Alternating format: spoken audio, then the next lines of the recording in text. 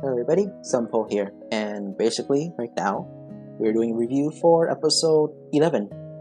Now, it is going to just be episode 11 for this video, and it's by the title and the thumbnail as well. The reason why, again, I know this episode technically, the English version did take place earlier than what I initially am doing right now, but for two reasons why this is late. One, I just watched the episode a few days ago, so yeah. Actually, technically just now, by the time I was recording, I actually watched this. I watched the English sub version already, but I'm watching the English dub version now. And the second reason is because of college, and that's the reason why I haven't really focused on the series for a while. But I have time now, so might as well kind of watch it, right? I did say in my previous review that I'm going to wait until all the episodes are released, and technically speaking there are, but they're not on English yet. English sub, sure, but not on English yet. This episode and a few more episodes are in English. I'm going to do a bulk review for those episodes because they're all coexist together right before the episode 16, I believe, where they stop. Now this is episode 11. We already know what happened in episode 12, so we know what the resolve is in episode 11. If you don't know yet, watch my reviews, or if you haven't watched the show yet, watch if you haven't watched the new season for Miraculous yet, which has been a while anyway. So if you haven't watched like season 5 yet, you just go watch it because it's spoilers. This was going to be spoilers for it as well, and all my other reviews for Miraculous is also spoilers, so just to stay clear for that. Even though they're spoilers for this one, I'm going to say the spoilers for the other episodes now because I already reviewed them, but it's the last chance. Hop off if you don't want spoilers. If you're still here, okay. Episode 10 basically is the part 1 to this, and this episode 11, the one I'm reviewing now, is part 2. The reason why I reviewed 10 and 12, and then beyond, and just a little bit beyond that, is because episode 11 wasn't released yet. I don't know why, but to be honest, there's one scene in this show, in this episode in particular, that I think is the reason why this thing was held back for quite a while. And yeah, so episode 1, part 1 of episode 10, basically is just that we have new superheroes now because of Plagg and Tiki basically have a unified agreement that they will leave their previous owners, which is Meredith and Adrian, to basically go to find somebody else so they can focus on the love life. And that's actually pretty nice. And in episode 11 for this one, in short, they do actually get a little bit more closer together, at least more friendly and more comfortable towards each other, being around each other's presence. Not really in physical contact yet, but at least now in the presence, which is actually much more better. And it's actually kind of confirmed that yes, they are now much more comfortable together now, like in basic somewhere around like season 4. Now, because of episode 12, we know that Meredith and Adrian will be back as Ladybug and Cat Noir. So this episode, the only thing it's going to be discussing now is how did that happen? Well, let's find out, shall we? And this is why this is a review, so let's get to it. I do apologize for that long intro, but now we're going to be reviewing Kwamis Choice Part 2, Deflagration. I know there's something with this, but I don't know what this word actually means. If anybody knows, just comment down below. But yeah, so here we go. Taking place. Sorry, I just need to repeat that. Something stuck in my throat. So, going back to what we last saw in part 1, which is episode 10. Basically, this is the aftermath of what happened to the battle with the 2 new heroes and the villain at the time. And basically, they're just getting interviewed. The interviewer, basically for the news station, basically asks them about like, who are they? Where's the other 2? Are those 2 are just laying low or like quitting their job because of their need for a love relationship or something like that?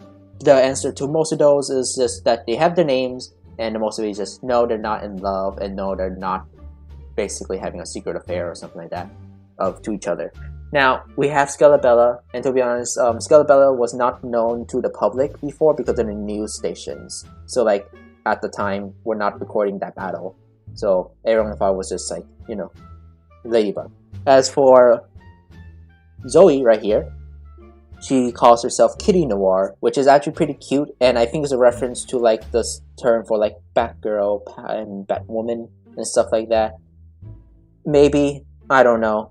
It's just a thing I feel of it. It's kind of cute, and it's a little reference to like, you know, the psych. It's like you could say like psychic in the same way, but it's not really the same way as well. It's kind of hard to tell what the reference is, but maybe just the name convention. Although if you just say like Kitty Noir, and it's like it's the most boring name you can come up with, but it is the easiest thing, to be honest. It's very sweet. I like it. Although they didn't have much time, so they both go their separate ways here.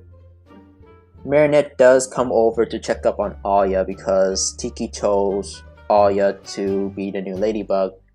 And Marinette's like, are you okay with all this and keeping this a secret with Dino, because I know, like, you know, this is something you were always worried about. Like, always like, yeah, don't worry, I'll be fine. I'm taking responsibility, so like, I got this and stuff like that. I know the responsibilities of it, don't worry, and stuff like that. As well as Alya's like, but why aren't you Ladybug? Is something different. It's like, and then she kind of pieced together that after Adrian called, that Adrian left his bag at Marinette's place. Alya just deduced like, oh, you two are together then. And it's like, no, not really. This whole scene is a bit meta, since because like how many episodes I miss. The line when Alya says, "How many episodes did I miss?" And it's like she is talking about how many things that she missed about the love life between Marinette and Adrian, right? But it could also be a meta joke that we were waiting for so long. How many episodes did we miss about like the relationship between these two? And to be honest, it was just one, technically, if you haven't watched it yet. But a lot more, because we don't know how their relationship is, because we already know how their relationship is because of the episode 16, basically. If you guys want the full context of the clip, just watch the episode for yourself. And let's get going to Zoe and Plagg's relationship dynamic.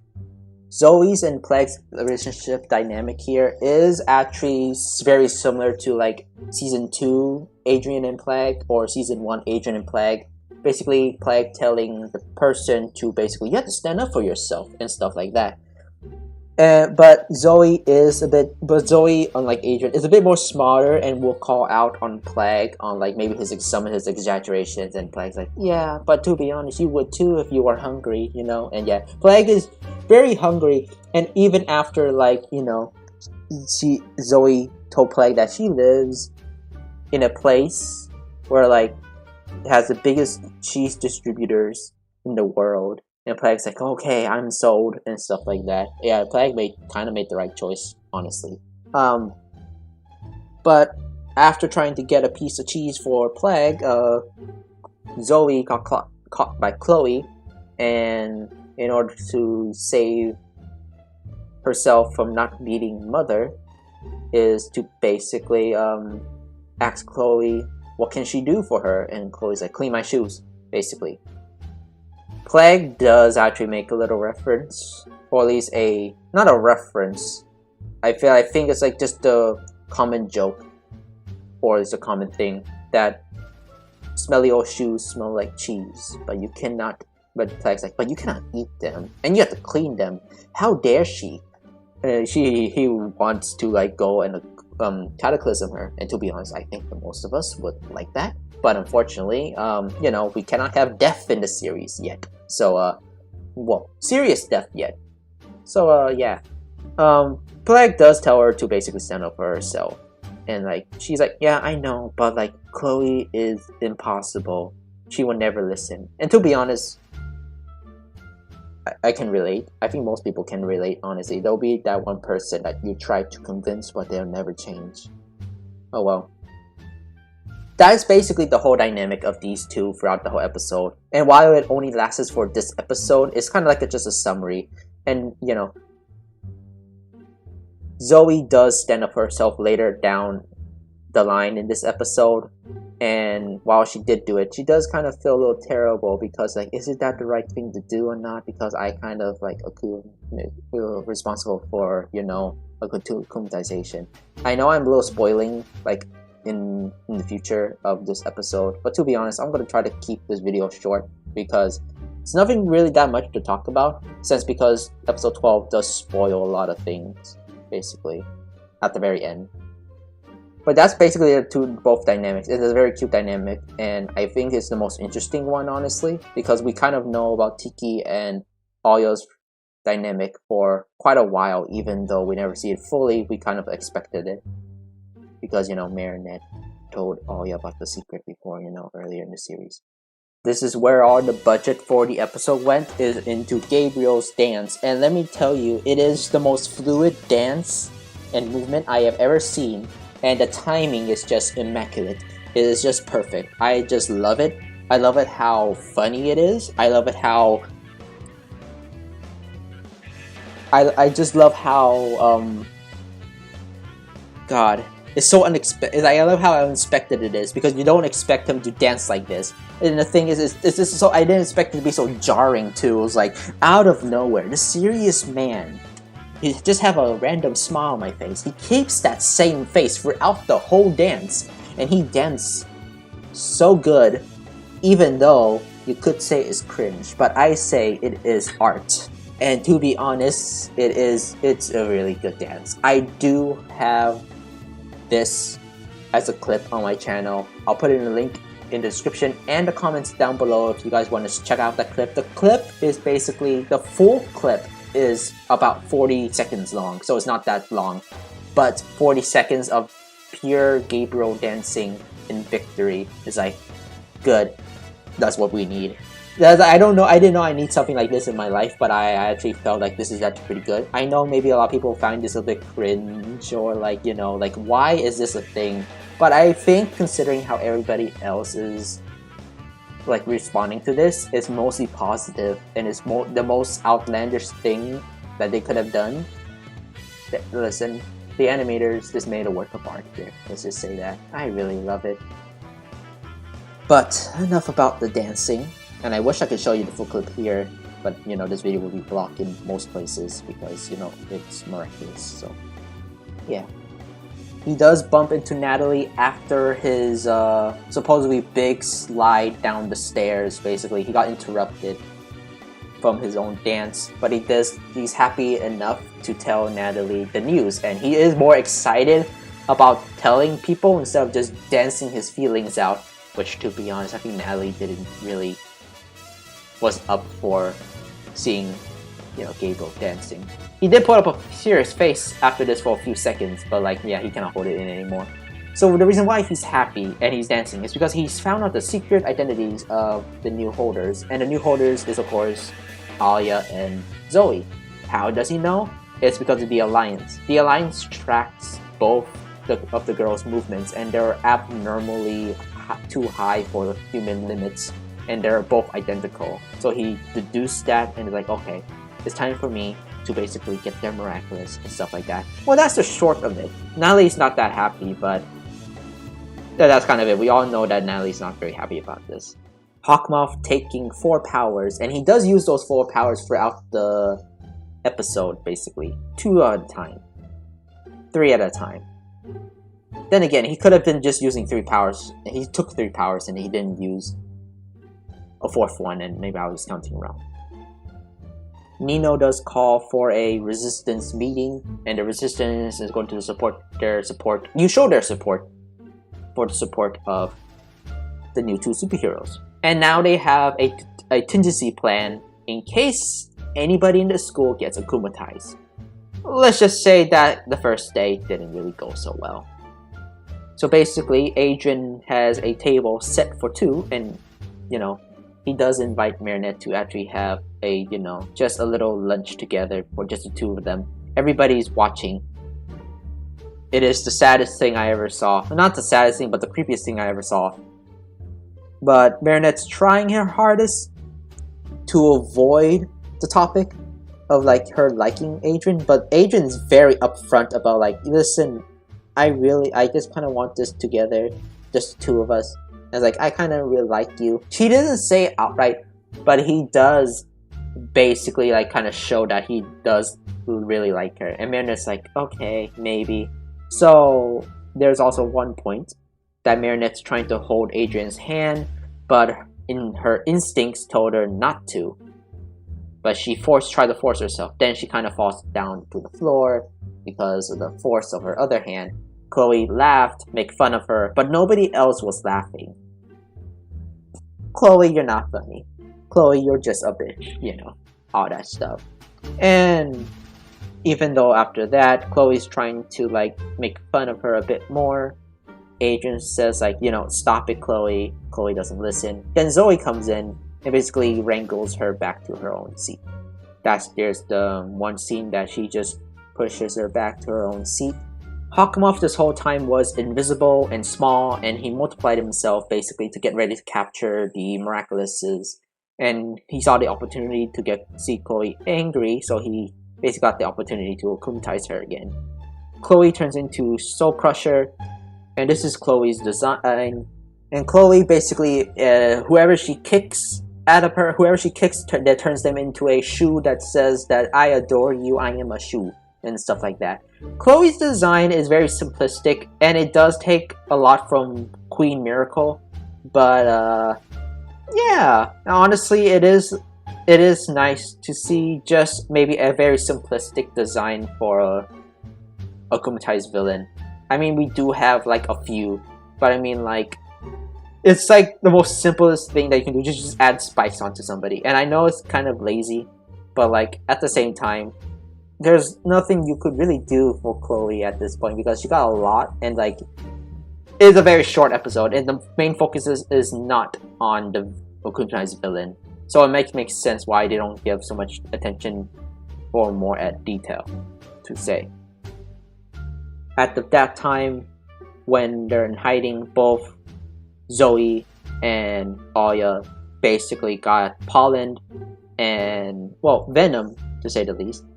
So they got paralyzed, and that includes the Kwamis too, because the Kwamis got hit as well from the clones. And basically, Akumatization, using the portal, takes the Miraculous away into a safe location. He brings himself back together, and he basically calls for Tiki and Plagg.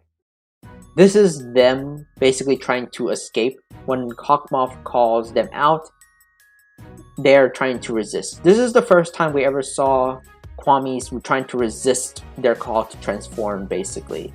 And it's very interesting. They cannot hold out forever, unfortunately, but they can stall for time. Plagg has an idea that he will destroy his own Miraculous, so the fusion cannot be complete and the wish cannot come true.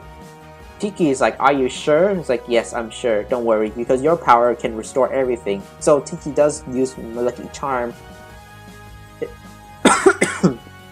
Sorry about that. A little bit of dry throat, honestly.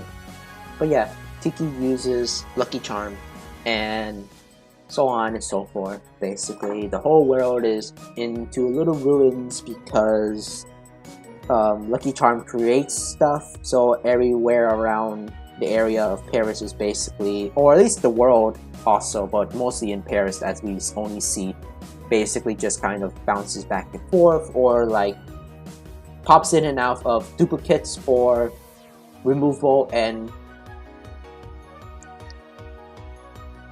replacement of the same buildings or structures. Plagg, in the meanwhile, did destroy his own ring with Cataclysm, and it leaves a giant crater. The crater the size of what a small meteor would do, and this would also explain maybe the destruction of some of the buildings as well, and them being rebuilt but then disappearing once again because of Lucky Charm. Now, this would also imply that we know that once there was a few times that I think Cataclysm before destroys Miraculouses before, Unfortunately, it does seem like more power was actually handled here. Plagg must have used a bit more power to destroy his own ring, and that would also include that the ring has resistance to being destroyed as well. At least some resistance, it's not immune. And how was he able to do it? Well, because since Hawkmoth is invincible, unfortunately the invincibility only works on stuff that he has beforehand.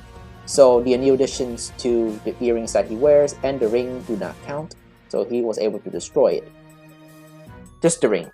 So Plagg cannot be found currently because he is now cut off from the human realm, basically, because he destroyed his own ring. That's the rule. The only way to bring him back is to basically use Lucky Charm to restore everything back to what it once was.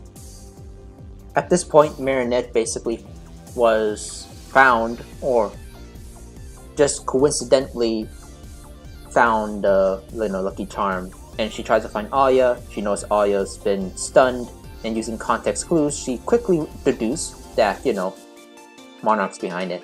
And it's very fast too. And knowing that she's in a panic as well, but she's able to do it, just shows how much she has grown over the years, basically. Because if this was like Season 2 Marinette at the very least, like it would take her a much longer time if she was in a panic, just like in the Season 2 finale, when she panicked and because like her plan was going to ruin, basically, you could say. Maybe not exactly the same type of analogy, but that's what I'm going to be using. Adrien and Nino basically are going to get the resistance together and going to try to help the possible hero that's going to come and save the day. Or at least wait for the time, or at least stall for time. That's the plan. They're just going to improvise. But yeah, Adrien's going to help Nino at this point. Hawkmoth tells Tiki how to restore the thing, and then, I just said it like beforehand, basically. Tiki says that he needs to do like Lucky Charm. But now, at this point, he asks, where is the Lucky Charm? And she's like, I don't know, I used it, but it's just sent to the universe because I imagined the Lucky Charm to be at a place where the last hope is, but like, she doesn't know where that would be. So the Lucky Charm technically has a mind of its own. However, we all know it's at the hands of Marinette. Marinette, before this scene, basically made herself a suit to look exactly like the Guardian form that she has before. Although, trying to keep her secret identity, she does wear a motorcycle helmet. After reviewing herself and basically try to get the Miraculous off of him by tricking him to use the fake Lucky Charm that she made, Hawkmoth tries to get in for the Venom, but she got saved by Nino.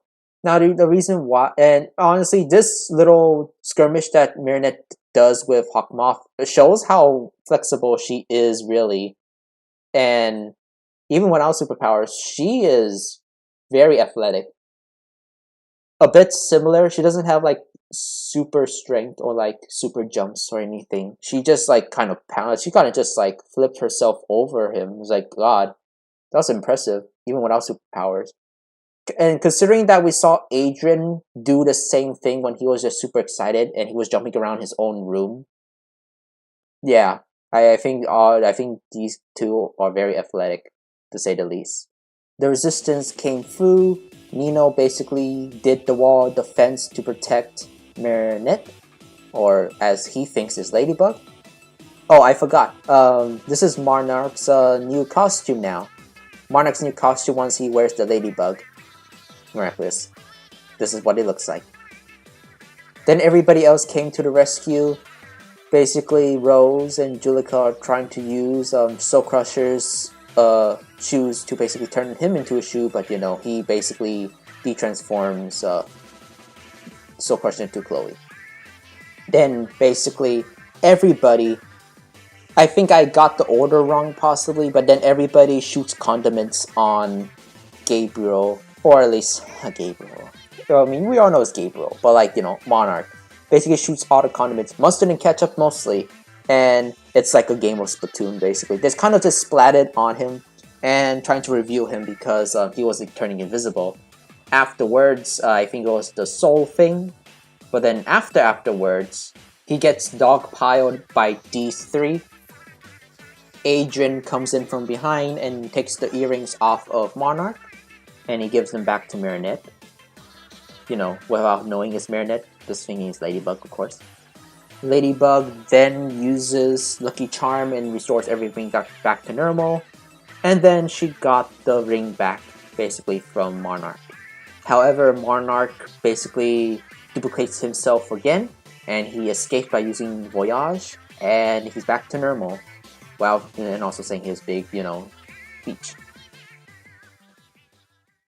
And then basically we have just a bit of a talk. I know I thought I paused recording there, but oh well. We got a little talk, and then like, yeah, we're gonna return back to our original people. But Plagg does want to talk to Kitty Noir, so he goes back to Zoe, basically saying their final goodbyes. And Plague's like, don't worry, you are basically like a hero without a costume, because you stand up to your sister and stuff like that. You stand up for yourself. Don't let anybody talk you down. Be free and stuff like that, you know. And of course, they did have a very sweet bonding moment, but it is like very minimal. And this little thing, it's just a one-time thing, honestly. But this is something like Zoe kind of needs, because she was always kind of been pushed around by Chloe a lot, even though she does stand up for herself, sometimes not going for the extra mile. Now, to be honest, this is the sister we're talking about. If it was an adult, this is all different. And we all know that Adrian still has a problem with that. I mean, he doesn't have that problem in the future, and as well as some parts of this season, but he still does actually he does follow his father's orders when it gets a bit too intense. Don't know if Plague's lesson is very great here, but, you know, it is what it is. And then we have these two basically talking it out at night, looking at the Eiffel Tower. And that's basically about it. Overall, I really do actually like this episode. I think this might be my favorite episode so far by the time of this recording. And I'll say right now, it could use some work.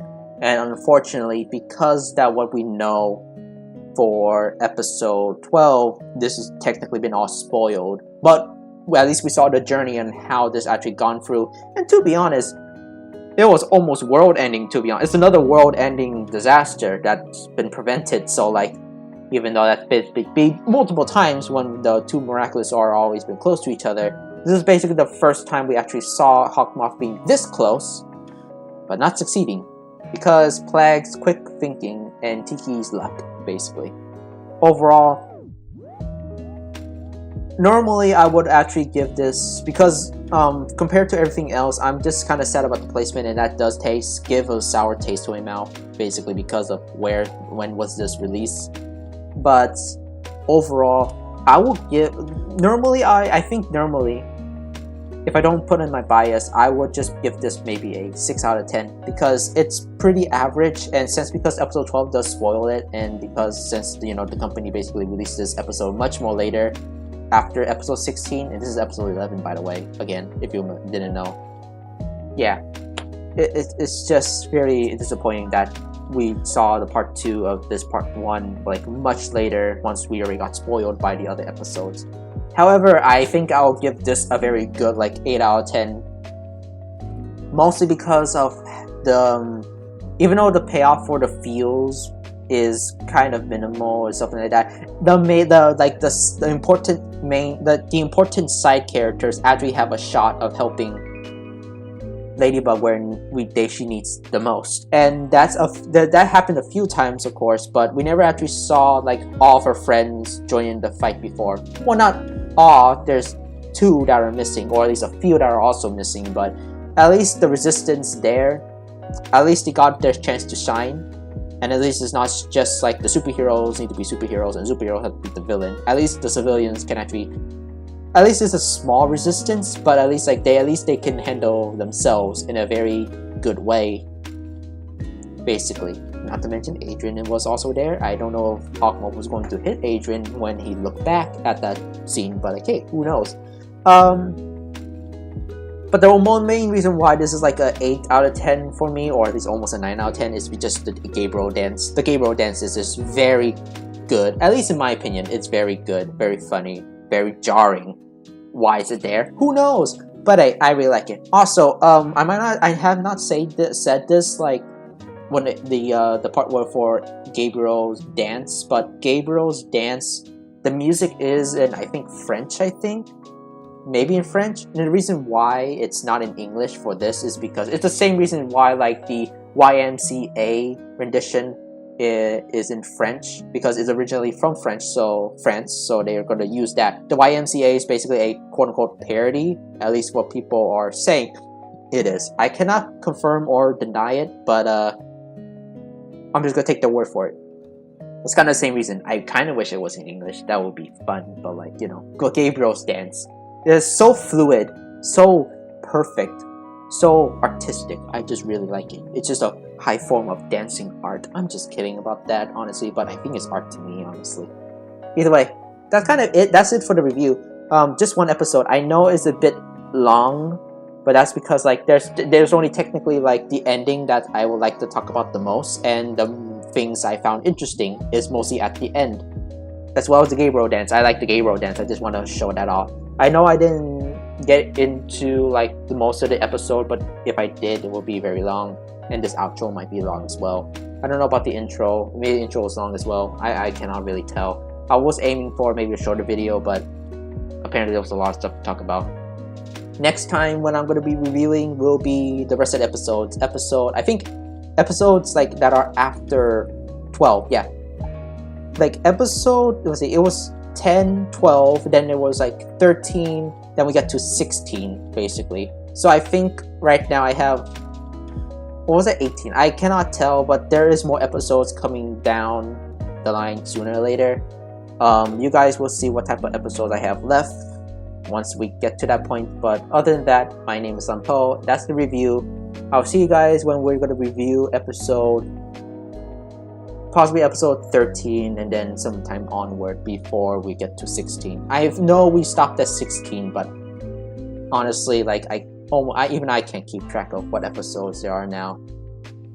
Also, again, I'm not going to review all the episodes because they're not all in English yet. So I'm going to stop reviewing these episodes once we hit the last English video, basically. So just take care and stay tuned, basically. Also check down the description and the comments down below for the link for the clip that I have for Gabriel's dancing. The Gabriel dancing is really good.